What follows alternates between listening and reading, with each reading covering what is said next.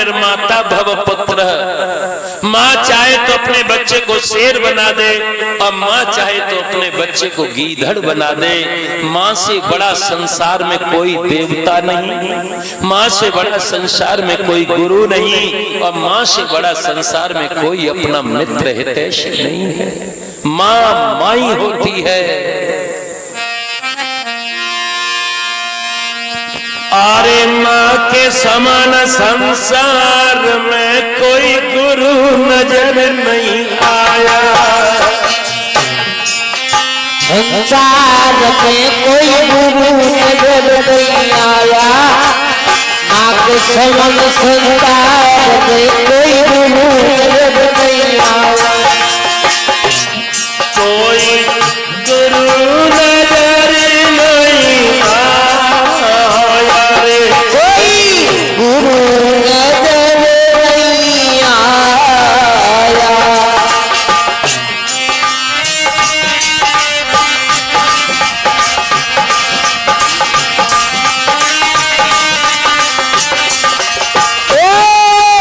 माँ के समान संसार में कोई गुरु नजर नहीं आया, माँ के समान संसार में कोई गुरु नजर नहीं आया। माँ के समान संसार में कोई गुरु नजर नहीं आया, माँ के समान संसार में कोई गुरु नजर नहीं आया। अरे जब जब जीव जगत में आता तब तब उसको मिलती है माता। अरे जब जब जीव जगत में आता तब तब उसको मिलती माता। माता से है सबका नाता, मैया के लाल प्यार ने पूत सपूत बनाया।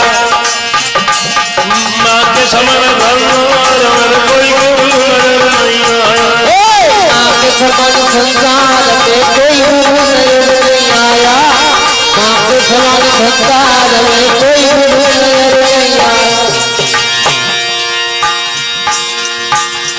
अरे सुख की इच्छा में दुख सह लेती। जिस मैया के पहला बेटा हो जाए, चाहे संसार के कितने भी कष्ट हों, माँ यही आस लगा करके दुख उठाती रहती है कि एक दिन मेरा बेटा बड़ा होकर के मेरे कष्टों का निवारण कर देगा।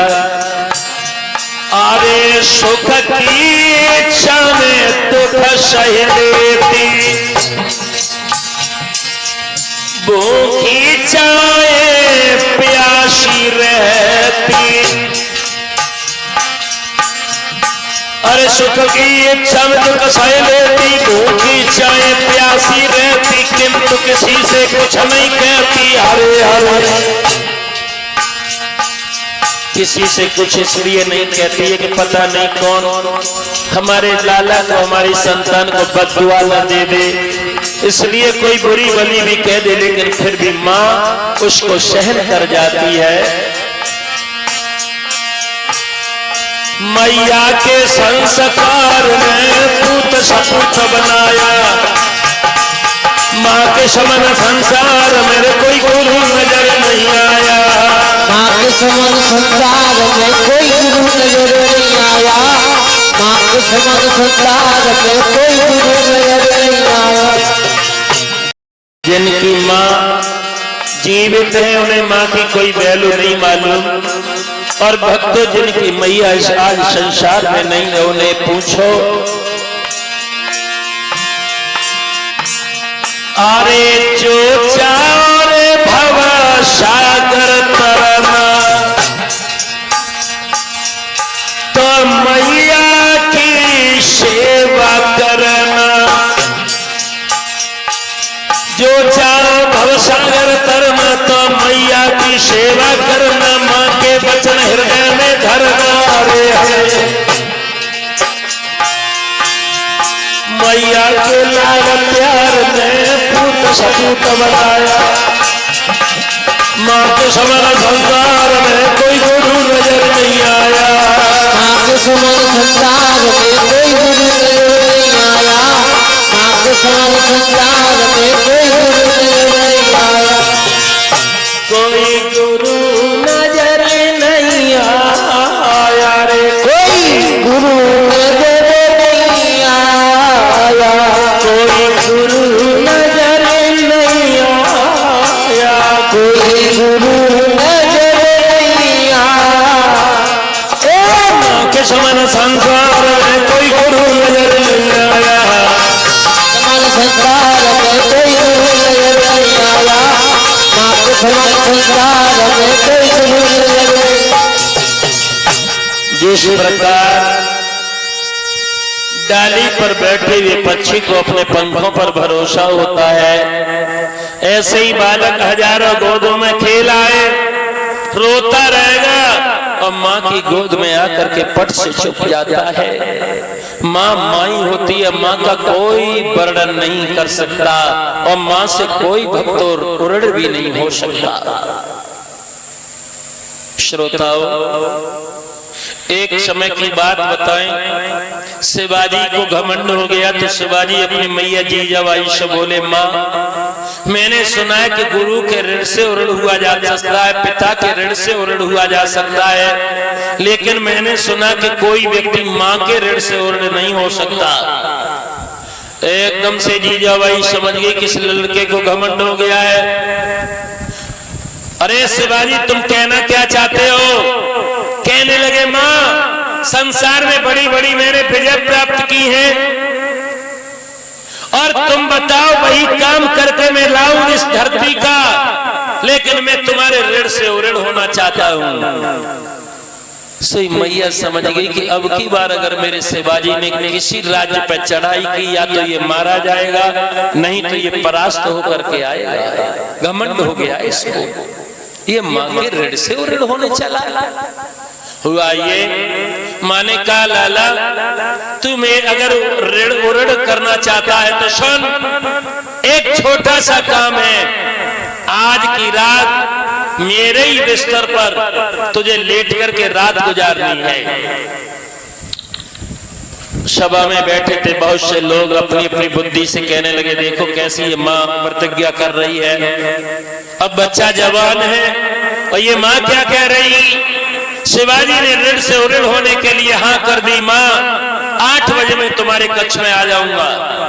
और भक्तों जब मैया ने कहा करवाओ, डल्लब का स्पंज का गद्दा एक बिती छोड़ करके और पूरा इसने पानी में डुबो दिया और आकर के बिछा लिया। समय अनुसार शिवाजी का आगमन हुआ। माँ सूखे से हिस्से में लेटी है। जैसे ये आए तो हाथ जोड़ करके कहा, माँ तुम्हारा लाल आ गया है। मैया ने कहा तो ऐसा करो लाला, तुम हमारे साथ लेट जाओ। और जैसे ही डल्लब के गद्दे में इसने लेटने के लिए बैठने के लिए हाथ ही रखे थे कि इतने गड्ढे पानी में चले गए। एकदम से चिल्ला के बोला, माँ अरे माँ क्या हमारे घर में बिस्तरों की कमी है? अगर मैं सारी रात इस गीले बिस्तर में रहूंगा तो मेरा सुबह स्वास्थ्य खराब हो जाएगा। सोई जीजाबाई उठ करके कलाई पकड़ लेती है और कहती है, लाला तू इस गीले बिस्तर में एक रात नहीं काट सकता। तू एक रात इस गीले बिस्तर में नहीं काट सकता। शिवाजी वो दिन याद कर,